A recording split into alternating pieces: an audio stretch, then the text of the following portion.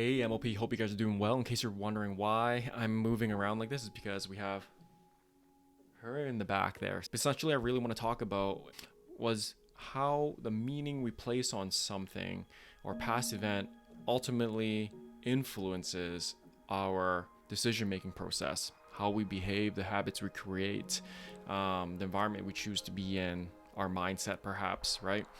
And so what I really want to get to is that a lot of times we're moving through daily life and a lot of things come up on a daily basis.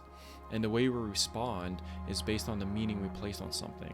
And a lot of times the things that we respond to often evokes a certain emotion or feeling. For example, recently I was going out for a jog, and as a result, I was fixing the watch on my wrist, and then lo and behold, the freaking watch just fell on the floor and cracked. Obviously, it doesn't work anymore. It's broken. I'm gonna throw it out. But for that moment, it was okay. I was fine with it. I wanted to finish my run and get my good workout in. But couple hours down the road, I was like, okay, I need to get a watch now, right? I want to maintain get some metrics, right? Be able to measure my heart rate, my cadence, and et cetera, so I can improve my health. And so I went down this bunny rabbit hole of finding a watch. And for me, I've been working on this within myself to not be so compulsive about purchases and decisions, especially when it comes to materialistic things. Long story short, I used to spend a ton of money on cars and gambling and all that kind of stuff.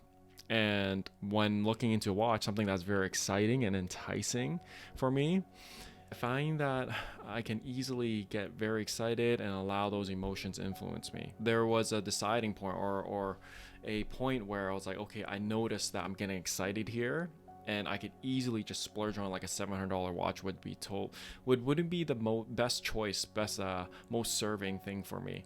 Versus I could ultimately make the choice of just holding back a little bit and reassessing the situation, letting my emotional wave die down a little bit, and then coming back to this decision.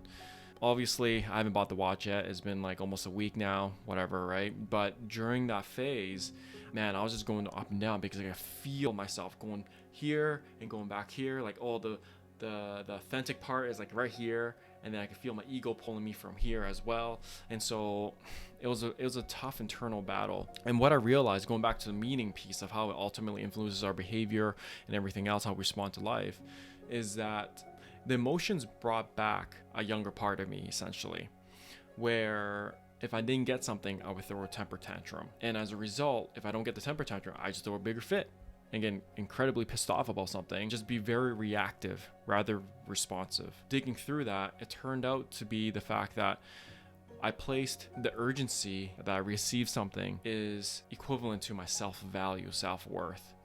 Meaning that if I don't get something quickly, it means that I'm not loved. Okay, without going too far into it, that's why I'm working with therapy to really unravel some of these traumatic aspects of my life.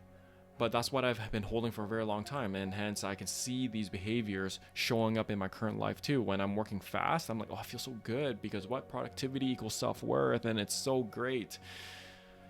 But honestly, in an 8-hour day, I get the same amount of work done, but I'm just doing it in a really stressful manner, and it's not really serving. So what I'm trying to say is that if we take the time to find out what meaning we place behind what we're experiencing in the moment, aka the feeling and emotion, if we're feeling angry or frustrated, the pressure in our chest, the flush in our face, the sweaty palms, heart palpitations that we're experiencing, what does this all mean to us? Like, where did this meaning come from? In other words, we're learning to illuminate the process of the root cause of this behavior or pattern or habit that we're currently experiencing. So we can get to that point. We know that when the similar situation that brings up, or trigger that brings up you to regress back to that past point, the previous version of yourself, we can pay attention and turn it and make a decision and go to an alternative route.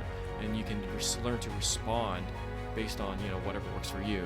So I want to share this because I find that if we don't identify the meaning we place on things, aka the root cause, it just keeps on cycling, and it will keep on showing up in our life until we take the time to pause and reflect and ask ourselves, why is this happening, right? What has happened in the past that has led to you making this decision at this moment?